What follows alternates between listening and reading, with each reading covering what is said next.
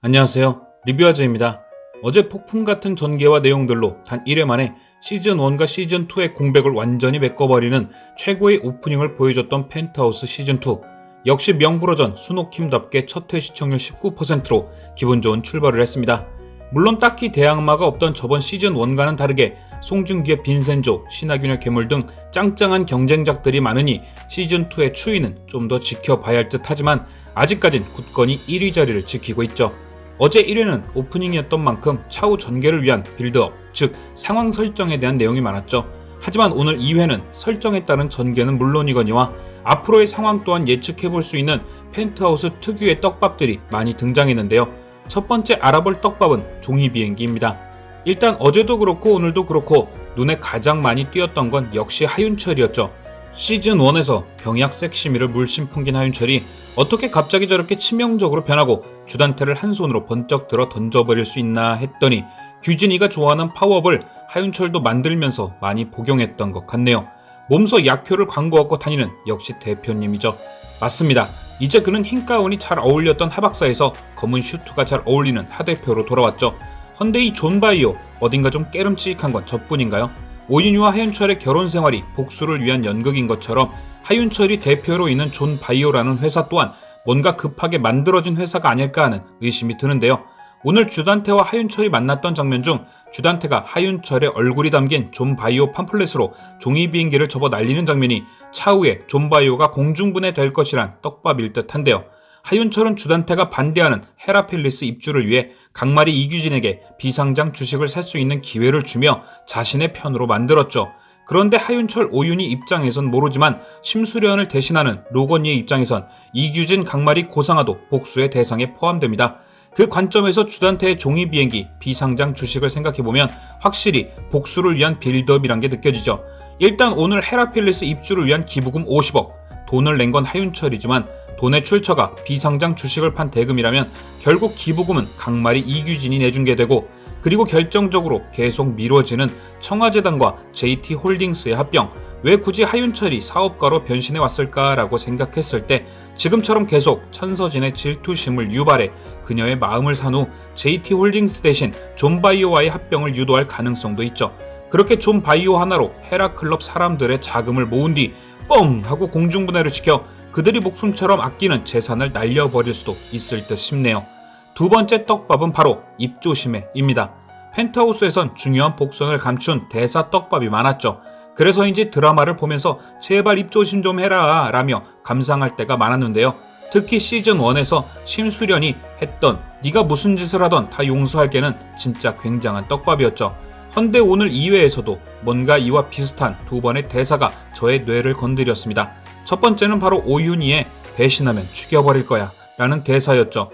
시즌1에서 심수련이 대사를 날릴 때처럼 대사를 나누는 사람과 가장 분위기가 좋을 때 나온 대사였는데요. 복수를 위해 잠시 부부로 살고 있는 하윤철에게 활짝 웃으며 농담처럼 날린 대사, 왠지 계속해서 퀸수련이 생각나는 대사였습니다. 만약 이 대사 떡밥이 복선이라면 하윤철은 오윤희를 배신하게 될까?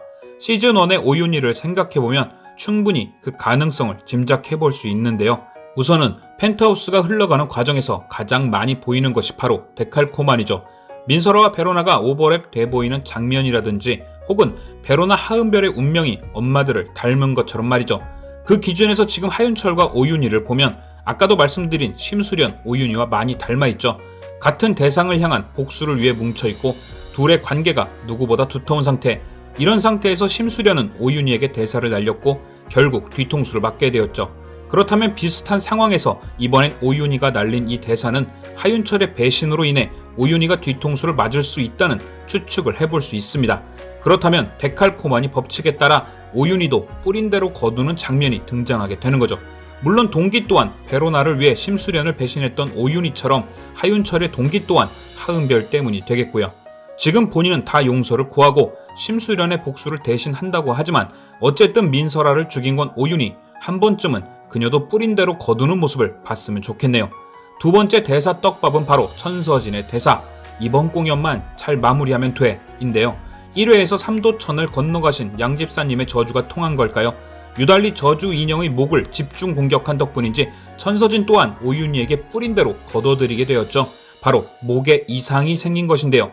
자신의 인생에서 제일 중요하다는 성악, 그리고 그 성악을 시작한 지 20주년을 기념하기 위한 공연을 앞두고 성대결절이 생겨버린 것이죠. 의사는 절대 위험하다고 공연을 포기하라고 하지만 주단태와의 키스신이 많았던 시즌1을 보고 화가 나버린 이상우 씨가 그녀가 이제는 한물 같다는 기사까지 써버린 상황. 진퇴양난에 빠져버린 천서진은 무리한 방법이지만 성악판 히든싱어를 찍기로 합니다. 이리저리 수소문을 하던 중 딱 맞는 목소리를 찾게 되고 천서진은 그녀를 이용 위기를 빠져나갈 수 있다고 안도하죠. 바다와 유진이 어떤 관계인지도 모르면서 말이죠. 결국 공연은 시작되었고 바다와 바톤 터치를 한 오윤희는 감히 천서진은 생각도 못할 음역대까지 소화하며 공연을 성공시킵니다. 하지만 결국 대리 공연을 해준 히든싱어가 오윤희임을 알게 되고 경악하는데요. 처음엔 립싱크 도중 고의로 실수를 해서 세상에 둘도 없는 개망신을 주겠구나 했지만 오윤희의 선택은 달랐습니다. 천서진이 목이 다 나은 후에도 성공시킬 수 없는 공연을 보여줌으로써 관객들과 성악 관계자들의 기대치를 높여놔 평상시처럼 공연하면 한물 같단 소리를 들을 수밖에 없도록 만들었죠. 결국 이번 공연만 무사히 잘 넘기면 된다는 그녀의 대사는 모든 공연을 걱정하게 된다는 복선이 된 거죠. 오윤희가 없으면 절대 할 수 없는 공연. 결국 천서진은 오윤희에게 뺏었던 프리마돈나 자리를 다시 뺏긴 것은 물론 엄청난 약점까지 잡히게 된 상황이 돼버린 거죠. 근데 오윤희는 어떻게 천서진이 히든싱어를 찍는다는 걸 알았을까요? 여기에도 재미있는 대사 복선이 하나 등장했었는데요. 오윤희가 헤라펠리스로 돌아오던 날 4502호에서는 두 명의 관중을 둔 헤펠 2삽에 오윤희와 천서진의 끝장 토론이 있었죠. 심각하게 말싸움을 하던 중 하윤철이 등장하고 천서진이 하윤철과 대화를 나누던 틈을 타 오윤희는 천서진의 핸드폰을 만지작거렸는데요. 그때 아마 도청앱을 설치한 듯 보이죠. 그리고 돌아가려는 천서진에게 오윤희는 가방을 돌려주며 이렇게 말했습니다. 네 건이 잘 챙겨 잃어버리겠다 라고 말이죠. 결국 천서진은 잘 못 챙겨서 짓걸다 잃어버리게 돼버렸네요. 사실 이것 외에도 하은별에 관한 떡밥, 그녀는 왜 새벽 3시에 코트를 입고 있었나와 이규진 강마리의 누나 사실 나 맨정신이었어요 같은 재미난 떡밥도 있었지만 그 두 떡밥은 너무 난이도가 높아서 조금 더 실마리가 제공되면 다뤄보겠습니다. 아참 그러고 보니 3개월 전 누명을 벗은 뒤 오윤희와 베로나는 둘이 부둥켜 안고 미국으로 떠났었는데요. 오늘 오윤희의 대사를 들어보면 베로나는 현재 오윤희를 피하고 있는 듯 보이죠. 저는 이것이 아마도 로건리가 내린 민설아를 죽인 오윤희에 대한 벌 같은데요. 결국 로건리는 베로나에게 그동안 있었던 모든 일을 말한 듯하고 오윤희는 베로나가 죽게 된 건 아니지만 결국 그녀를 잃은 것과 같은 상황이 돼버린 거죠. 아마도 미국에서 로건이 베로나를 지켜보고 있을 듯 싶은데 엄마를 용서하게 된 것인지 아니면 직접 달라진 모습을 확인하고 싶은 것인지 다음 주엔 등장할 듯 싶은데 자신을 위해 사람을 해쳤다는 동반 죄책감을 느낄 로나를 석훈이와 제니가 잘 품어줬으면 좋겠네요.